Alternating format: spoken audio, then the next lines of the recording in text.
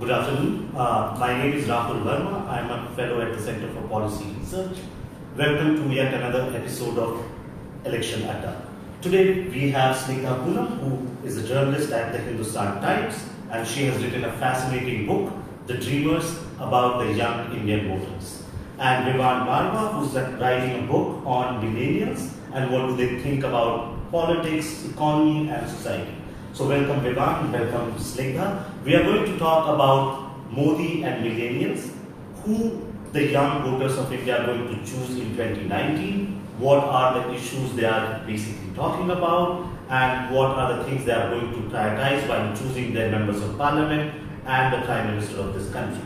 Young voters, many have written about this, are really important to the 2019 elections. It is being said or estimated that around 15 million people, 15 million voters are in the age bracket of 18 to 22 who are going to exercise their right to vote for the first time. The big question on 2019 election regarding the young voters is whether they are going to vote for the BJP and Modi in the way they voted in 2014, or as some surveys in the run-up to the elections were showing that young voters want jobs, they want development, and the Modi government has not been able to fulfill on those questions, and they might be deserting BJP and Modi. So let's first begin with that question and ask Snigdha about it. Do you think young voters are aspirational and the BJP and Modi government has failed to fulfill those aspirations and they might desert the BJP and Modi this time? Of course, young voters are aspirational. We were talking about a segment of people who are between the ages of 18 and 22. So they're thinking of education, they are thinking of jobs, they're just starting out their lives. They have the biggest hopes and aspirations about their future. So yes, they are aspirational. Do they vote aspirationally? And that's where I want to. I differ a little bit from what the majority of news and opinion tends to say, is that young voters want what the majority of voters want, which is a strong economy, a strong, especially a strong farming sector, roads and schools and hospitals, and they want the borders to be protected well and strongly, and for Pakistan to be shown its place and China to be shown its place, and strong leaders, etc., etc. Does aspiration play a special role in how they vote? I don't think outside of their context. In most of my conversations with young voters across the country about voting choices, it seems that most of them will vote the way that their families vote. So, it is very, very dependent on their caste identities, their regional identities, their families' voting history. There are people, for example, who's, especially speaking of aspirational vote, there are people whose families actively lost profits during demonetization, or they lost jobs, and yet they will say to you such things as, but we are Banya, so we'll vote BJP, or but we are Patidar, so hum tumhara ko vote nahi de sakte hain, that sort of stuff. So it does make me feel that although there is a lot of aspiration, there is not that much expectation as we assume from the government. Often, I get into these debates where I'm asking them, why don't you demand more jobs for women? But the conversation keeps coming back to reservations and not jobs, and that is what I want to bring in, which is that it's not necessarily every angry young man on the ground is asking for more jobs, but he's definitely asking for more for inclusion in that affirmative action quotas. So they may be very angry, but with each other.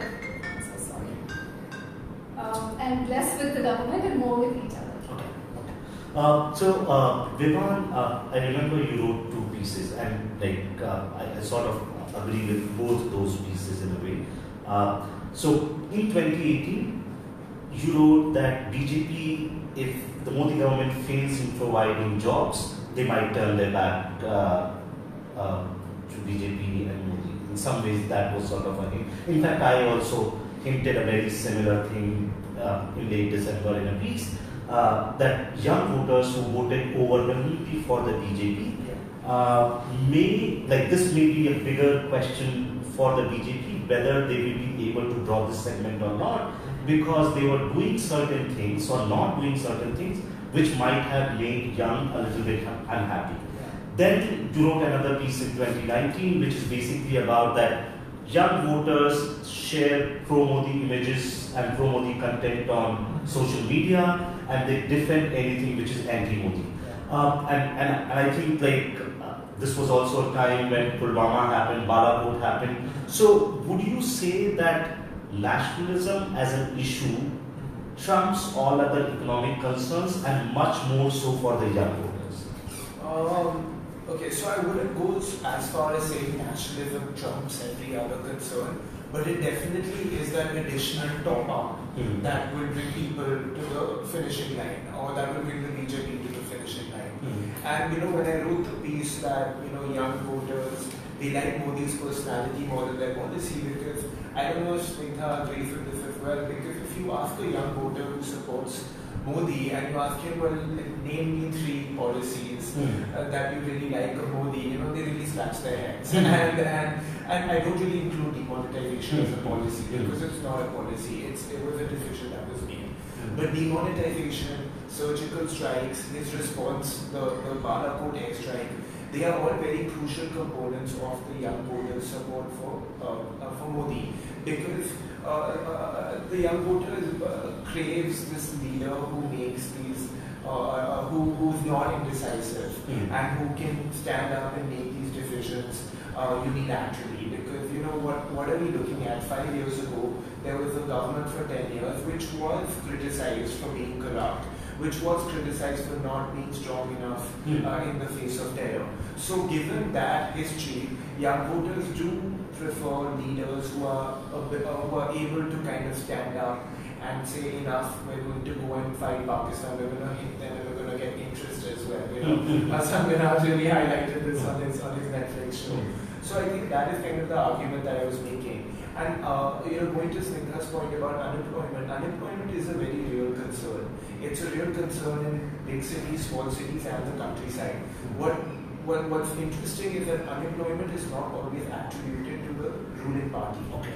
So people will be like, okay, there aren't enough jobs, but it's not necessarily Modi's fault that there aren't enough jobs. I don't know if you want me to... No, so basically what you're saying that, so we don't know whether this would have been a case even 5 years earlier, but what it seems that these young voters are ready to defend Narendra Modi and BJP government on certain failures, and this might be happening because they have, in their own head, they have an image of Modi who's a strong and a decisive leader. Why, and any of you can take this question, is this element of decisiveness about Modi is what is driving young voters towards them? Or why wouldn't they be similarly drawn towards a young person like Akhilesh Yadav, or say Priyanka Gandhi, or say Sachin Pilot? What is it about Modi? And also because you mentioned things like reservation and nationalism, are there certain issues which draws these voters towards Modi, or is it just an image of decisiveness? I mean, I'll go back to what I began with and point out to see young voters didn't drop into their outer space. Young voters are thinking and feeling and demanding things from a context. So an aspiration and search for jobs cuts across all lines, religion, caste, class. So, you think back to a 20-year-old Muslim guy is not aspirational. He's very aspirational. Does he support Modi? No. I have yet to meet a single young Muslim voter, and I think one of the things that I looked out for in my first time voter series is to see more and more Muslim young voters, and they are not crazy about Modi. Even among the Dalits, there are the sections of Dalits that are more drawn towards Ambedkar, or who are more politically aware, or more even more educated. They seem the following of Modi amongst them is not as much as it is amongst people who still to rise, who are not so politically aware. So you'll meet young adults who don't think Modi is for everyone, etc. So first of all, it's not that this like only fandom cuts across young people, but amongst young Hindu men or women also, especially amongst the I'm talking about upper caste OBCs and Dalits. There is a strong wave of nationalism. There is a strong wave of Hindu identity, and that does tie in with BJP's appeal to them, Modi's appeal to them, and that does make him a standout figure. A lot of that, as Vivan was saying, comes from is BJP's own positioning. I think that because they are so young, in many cases these are people who are 17, 18, 19. They're very impressionable. They have seen very little. I've spoken to 19-year-olds from Ayodhya who don't know anything about Ram Mandir. This guy actually asked me if this Ram Mandir was just something made. Ayodhya. He asked me if this Ram Mandir was something made up that the politician just started talking about 5 years ago. Then I had to tell him that in his own land there used to be masjid and then how the mythology goes, etc. So it's just, if Modi is at BJP, they are able to appeal to them through whatever through whether it's the language of their speeches or their messages or their channels of messaging. They're able to reach them and appeal to them in a way that no other party is. So basically, in last 2 points, Snigdha, if I can rephrase what she was saying, she's basically hinting at that young voters are like no different. They are part of this society, and all the social cleavages which we can think of the society, whether it's like caste, religion, rural, urban, gender, it also operates for the young voters, right? So she couldn't find a Muslim voter who would, young Muslim voter who would support for the BJP, or a Dalit young voter who's not sort of like idealized Ambedkar. So in your interviews of these younger millennials, do you find these cross-cutting, like these cleavages very much evident, and there is no encompassing category of young voter? They talk to you as a upper caste Hindu or a woman? No, absolutely. I don't think. So my book is all about how is this generation different. And politically, I tell everyone this is not an exciting conclusion, but politically they're not super different when they are at the ballot box compared to previous or other generations. And that's alluding to what Snigdha said. This person comes onto the political scene and he offers you say 20 million IT jobs. These are awesome jobs in Bangalore. But if you're a young Dalit voter in Rajasthan or a young Muslim voter in Gujarat, you just view that job as totally unattainable because there's so many barriers for you to get there. There's barriers for you in school, there's barriers for you in education, there's barriers for integration. That job is like totally outside your, what you think is achievable, which is why such a promise is not even very alluring to young voters from SCs, STs and Muslims. And even things like farm loan waivers, when we think about them, who gets a farm loan waiver?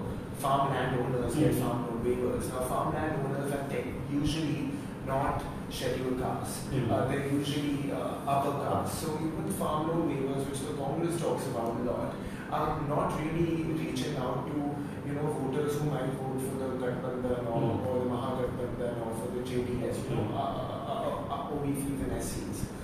So I don't really think young voters are very different from previous generations. And you started the question with talking about other leaders.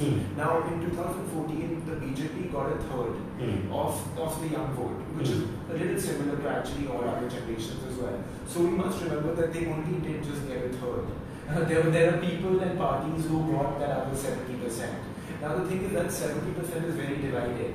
One thing I find very interesting is when I interview people, and I first realized it's an emphasis last August, and then I kept asking others about it as well, is that one young leader who has a lot of support is actually Sachin Pilot. Now his father is also a politician. I don't know if people mention him to you as well, but he has a lot of support among urban voters.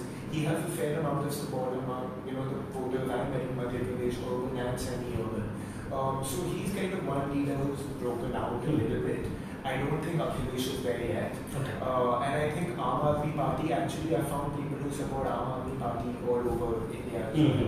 But I don't. They like what they say. They like Arvind Kejriwal, but I don't think that in constituencies where they don't have any infrastructure that they would actually vote for them. But Aam Aadmi Party is one place where I've also met voters young voters who say we vote for AAP, but our parents would vote for Congress or for BJP. That's the only differentiation, but that's a very small set of voters. Yeah. So you mentioned something very interesting, which is basically, he raised it as a question, which is the question which is driving his research: how is this generation different? When I was reading your book as well as another book which came out very recently, Ravi Agrawal's book on smartphones. And I think Ravi Agrawal has a very similar question: how is this generation different? And in some ways, social media, the presence of social media, and how young Indians are sort of hooked to social media. And we also know through research that, and journalists have been reporting about this, that BJP had a certain advantage also, like in social media presence. So is this what is trying to Modi media, social media, and the young voters, that they are able to sort of like pass on content? So despite you not heard about Ram Mandir, you sort of get... Yes. How is this generation different from previous generations? I think that's a simple answer. In most cases, in terms of what they want, not so much what they believe in.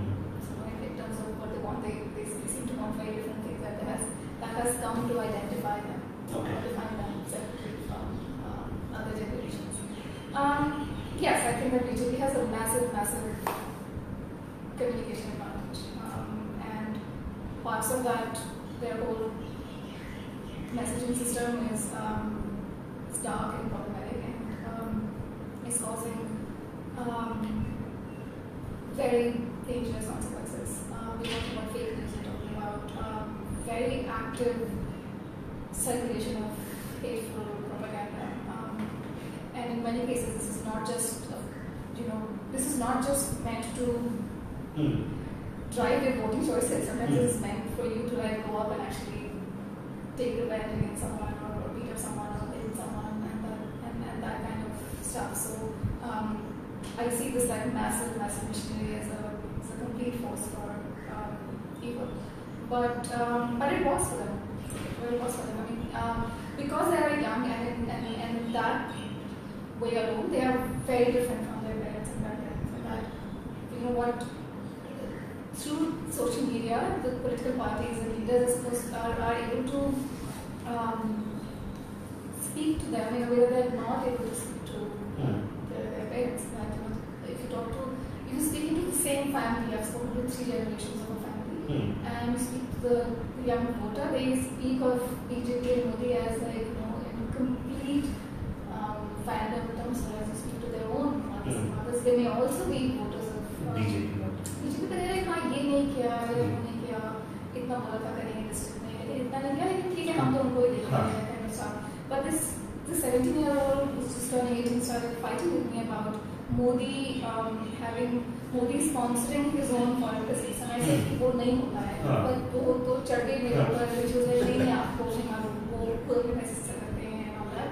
So that that kind of complete devotion is happening through the whole bombardment of messaging. But on the other hand, what I also found interesting is that because these people are growing up fast, but also growing up in an age where platforms are becoming outdated very fast. And so I've been talking to young voters for many years, but when I spoke to first-time voters, talking especially about people who were turning 17 to 18 or 18 or 19, they already thought of Facebook or WhatsApp as a medium for old people, not the older people, but old people, right? So one of the first-time voter, Agnes Rahul, said something that another first-time voter said in Interior UP, which is WhatsApp is where their parents get fake news. WhatsApp and mommy go fake news. Someone in Adda said that, someone in Calcutta said that, which means that that awareness is spreading. In many cases, we are speaking to people who are the first generation goes to school or college or university, and they are more aware. People have clearly told me that Facebook is fake or like not fake news, but it's not real. उसमें सब कुछ चलता है. हाँ, people are not earnest, they're not themselves, so they do trust say TikTok more than they trust. Let me ask you the same question. Like, I don't think it's the same question, but now I'm basically interested. Do you think this social media, and because young Indians are hooked to this, is it going to flatten all kinds of identities we were talking about? Because you are sort of like looking at very similar kind of messages, or it might heighten those identities because you are selecting into your channels or your own groups. Absolutely. I mean, sometimes when I'm in a place and I'm talking to several people who are online, and I ask them if they know anyone who's not like them, different caste or different religion or affiliated to a different party, they have no idea because they're not talking to each other, whether offline or online. So it's not that. I mean, earlier I used to meet young Hindus in very, very polarized parts of India, like parts of Gujarat, parts of Haryana, and they had never, the young Hindu man, they had never met a young Muslim man. Internet hasn't changed that. Okay. So I Okay.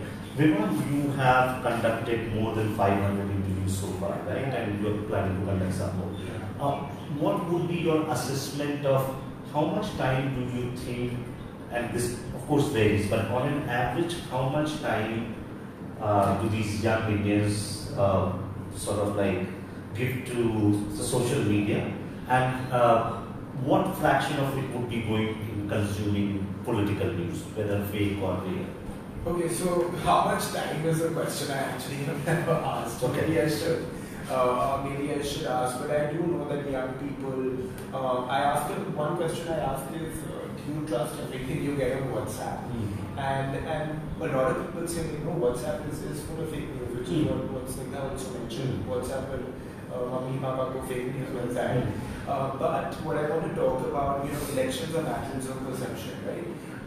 And the BJP has been very successful in creating this environment where they are the only people who get things right, and their opponents are these, Rahul Gandhi the Papu, and their opponents just don't have their act together. And so, I went after the Pulwama bombing, and then again after the Balapur airstrike, I went on all the allied pages, Nation with Namo, the Indian Eye, Modi Bharosa, all of them. And then Modi is front and center. Then there's the silhouettes of the armed forces in the back, and it's all about taking revenge. It's all about putting Pakistan in its place. And I feel that's where social media has really helped the BJP.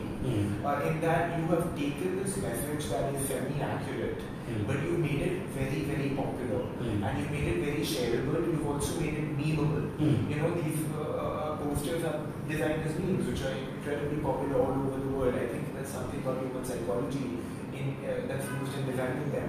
And so, when you get a photo like that, when you see it on Facebook, when you get it on WhatsApp, it's just a few words. With Modi having done this great thing, then that becomes very shareable and a lot of people get to know about it.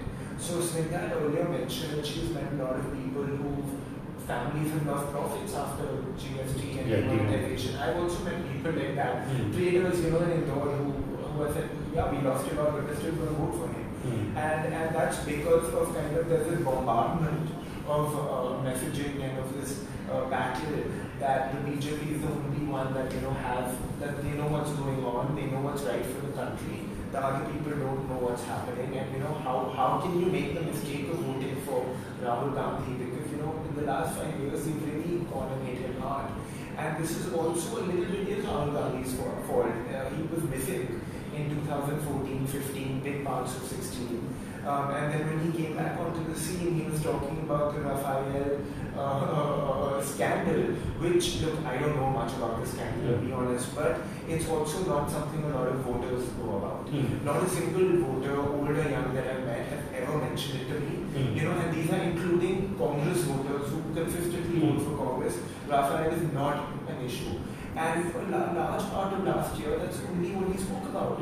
Even this Chowkidar Chor has origins in the Raphael scandal. And people just don't get it. People don't understand because Modi, for them, for better or for worse, is viewed as being incorrupt. corruptible. Mm. You know, he doesn't have kids of his own. Mm. So whether there's other people in BJP who are corrupt, that is a big question mark. Mm. But Modi is viewed as incorruptible. Mm. So attacking Modi, that too on something as complicated as the Rafael deal, where a lot of people in New Delhi itself don't know, you know, the finer workings of it, is like a recipe for disaster. And so Rahul Gandhi kind of seeded this space in the battle of perceptions, and he has let Modi get the upper hand. And that's what's working for them right now. And social media just kind of reinforces some of those attitudes. You know, it's the fuel, it's the additional top up that gets people over to the finishing line. Okay, so let me ask you both to be a little bit, in a way, predictive. Given 20, so it's not in terms of seats, so I want to avoid that. But in 2014, we had less than 5% Indians who were sort of using social media. And in 2019, we'll have at least 1/3 of them using WhatsApp and Facebook. Right? So the share of social media has gone up, and you both are alluding to that.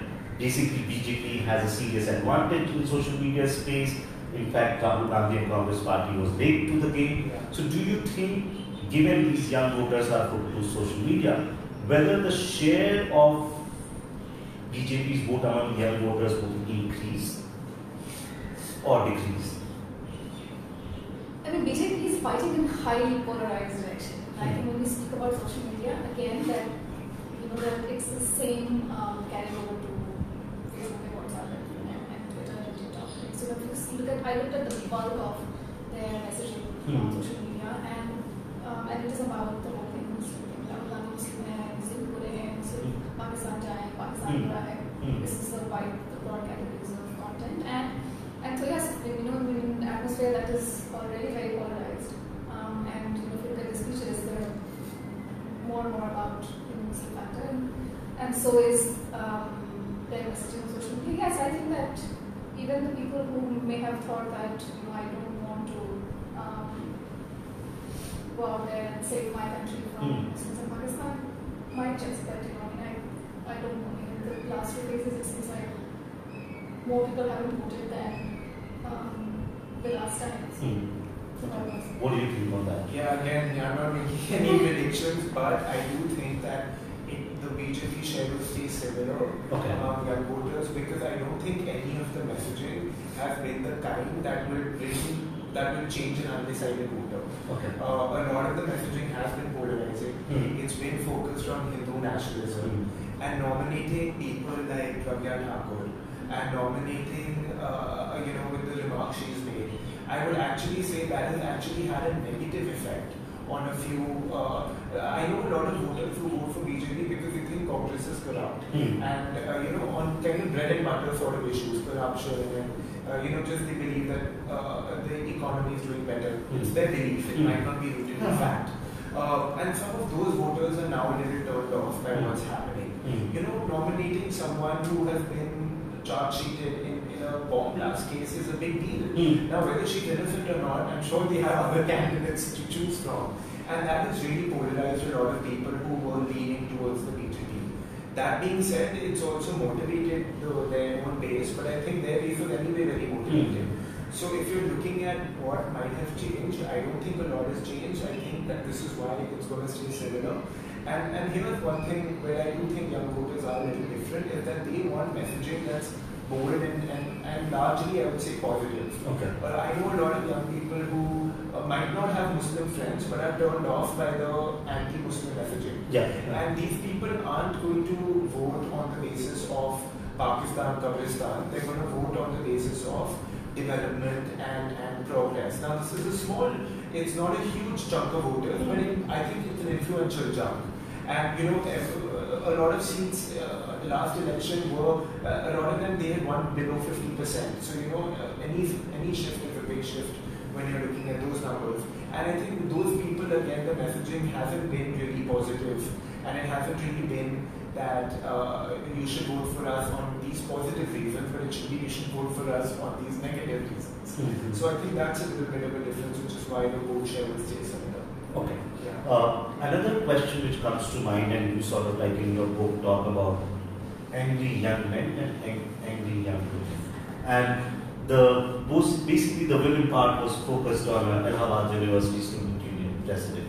So the question which I have is, do you think young men are very, very different from young women when it comes to how they are engaging with the politics, and especially in this election, we know it is very much possible that the women turnout either equals men turnout or will go up. Slight change in the candidate profile also. So, is there any difference between how young men and young women see politics? Or In my reporting experience, I think that the women are more pragmatic and performance oriented. So women are always bringing up to me the most obscure of local, state, or even like central schemes that have either worked or not worked, whether or not they are factually right or not. They are bringing up those and trying to judge the parties based on those factors. Again, the smallest of pension schemes or cooking gas schemes or scholarship schemes, I think these are things that matter more to women than men. So they are less likely to bring up national Verma and more subsidies and scholarships. So in that, I feel like they talk about different things, but in terms of do they vote for different parties necessarily, I haven't found that. When we talk to families, they seem more as to other than one or two exceptions. But again, this woman had decided, so this man was voting for Congress, for the BJP, but the woman was voting for BJP. The BJP, the woman was voting for Congress for different reasons. He felt that the BJP the Congress hadn't projected the right candidate, whereas she felt that her son's scholarship might have gone to her and state government was giving her that. So it's always that, when I'm thinking about the wider issues, whether a party has the right ideology, the right candidates, is speaking at, is trying to take India towards the future or not. The women are speaking of the smaller things that impact that woman, that family is more. Okay. Do you think women voters, as well as I don't know whether you've got to meet women who are aspiring to be politicians, do you think there's some sort of change in that arena that women have become I think we can use the term more assertive, but in what ways have they become assertive if they have? I have not met a woman aspiring to be a politician, so I should. I wonder if she's got a ticket, by the way. But I feel where young women are a little different in their ideology is that recently there has been a little bit of discomfiture around the moral policing that's going on, especially in the Hindi states and Karnataka, where you have a lot of judgment from some of these hardline social groups about whether you can hold hands in public, what is appropriate for you to wear, what's an appropriate time for you to be out of your house at night, and young women are getting a little fed up. Individual freedoms. Individual freedoms are turning out to be a fairly big issue. They haven't yet been a huge shift in terms of how people are going to vote. That being said, I have 500 is a big number, it's also a very small number of people I've spoken to. So I can't really be predictive about that. But I can say that among young women, there's a lot of discomfort around moral policing that the men just don't face, right? So that's, I think, one defining, where you're seeing women voters behave a little differently, or just young women who behave a little differently. I think that's been kind of one of the defining features. Things that, really moral policing, the things that impact the life of education, it keeps coming up every time, especially if you go more rural. Young women want to be able to continue their studies safely and securely, and in a way that is financially viable for their families. So that so special scholarships for that, special hostels so that they can stay in cities. Those issues keep coming up, and I'm sorry, but I don't see enough work that by either of them to help young women, education and work requirements, which are very common across the country and very present. So both of your work in some ways focus on small town India. You basically went to Ranchi and Indore and a couple of other places. You are doing some similar research. So do you think if we divide India into three categories, big cities like Delhi, Mumbai, metropolitan, small cities, and then villages.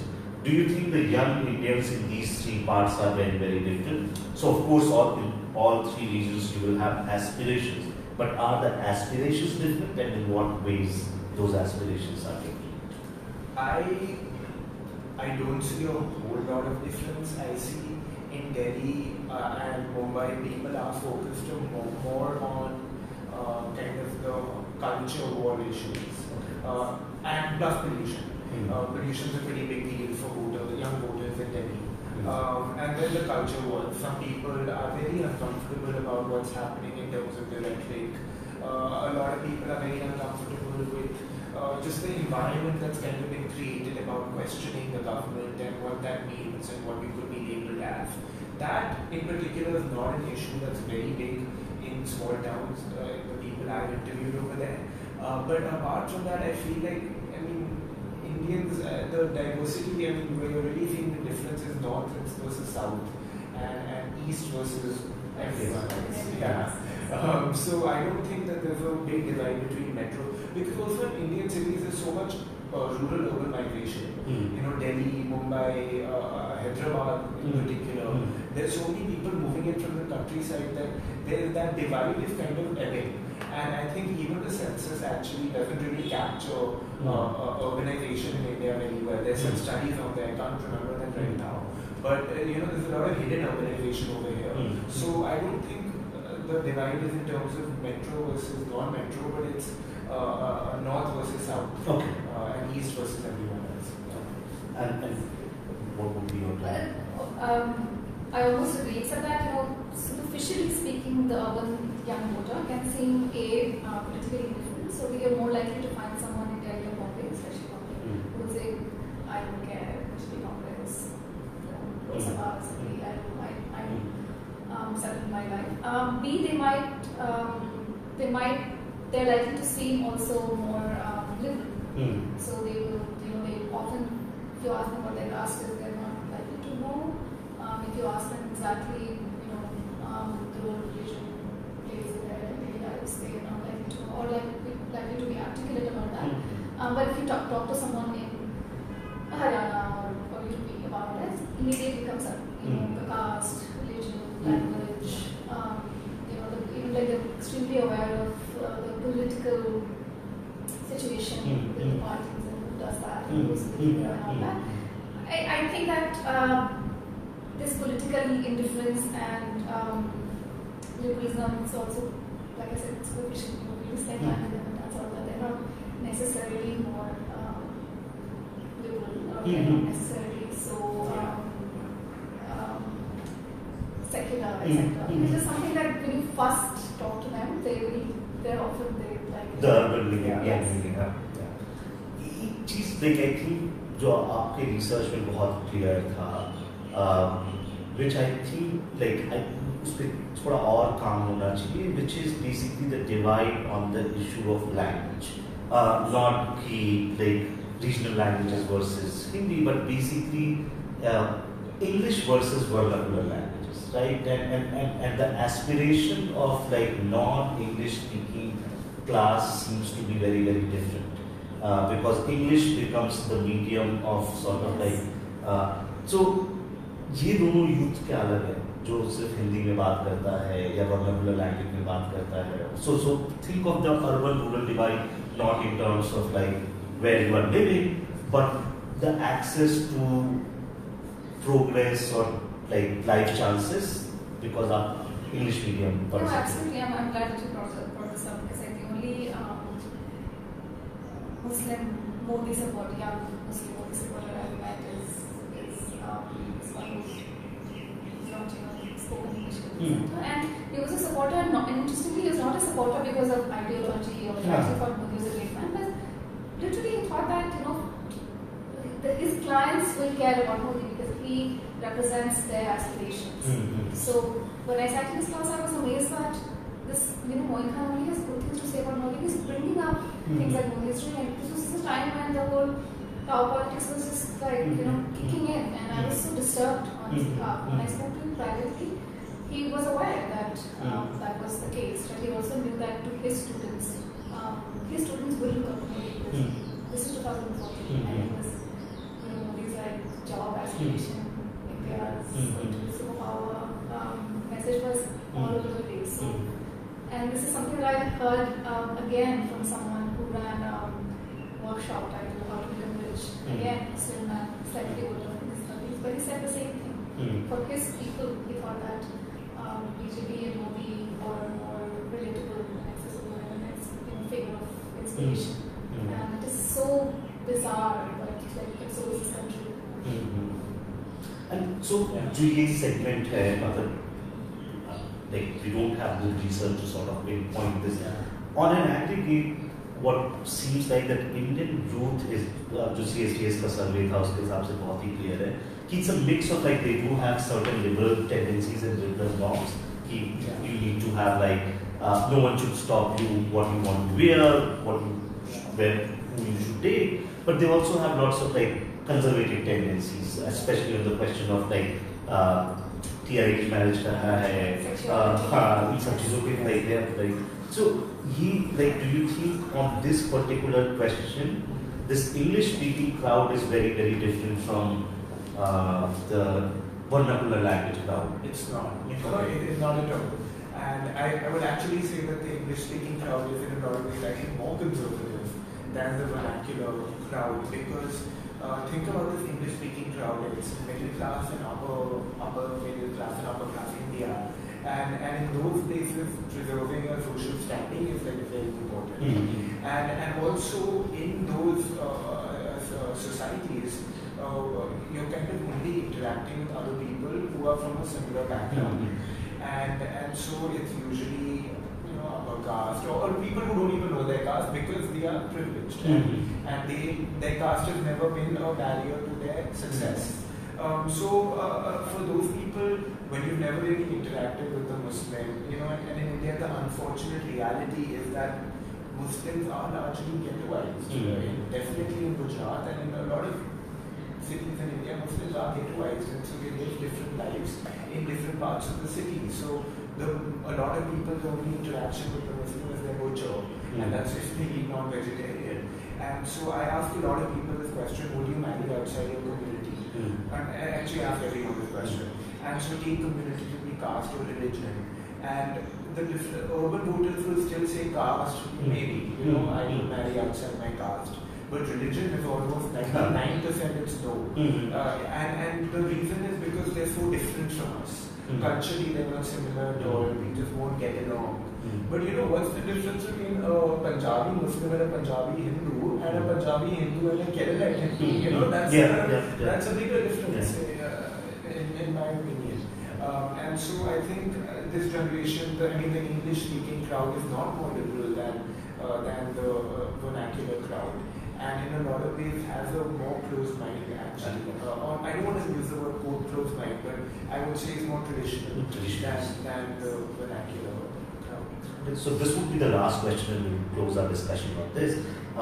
In your work, and now your work is forthcoming, but both of you should answer this question, is like we were talking about the demographic dividend which India could have got or could still get, but your work also painted a dark side of like this demographic dividend, right? Like if you don't manage to harness this energy or this group of young people, they are heading to a sort of chaos or a disaster.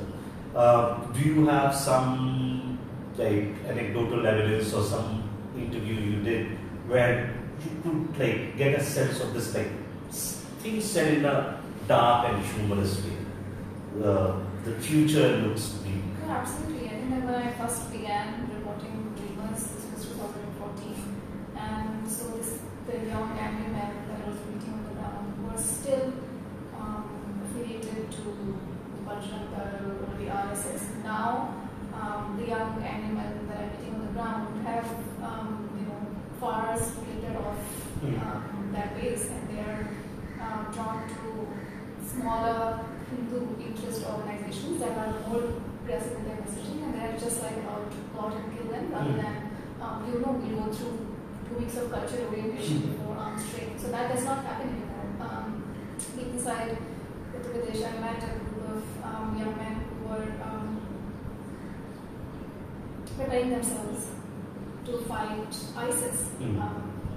As an ethics for India, when I was like, I don't know if it is coming, but full on arms training to fight ISIS, and this is not even like an hour of their evenings. They have left their homes and they are doing this. And when I asked some of them what they felt about Modi and Yogi had recently become a chief minister, they were like, योगी तो ठंडा हो गया है, मोदी बूढ़ा हो गया है, आडवाणी में तो कुछ जान नहीं है, कुछ दिन का मेहमान है, हमें निकालो पॉलिटिक्स में, फिर देखो हम क्या करते हैं and all that.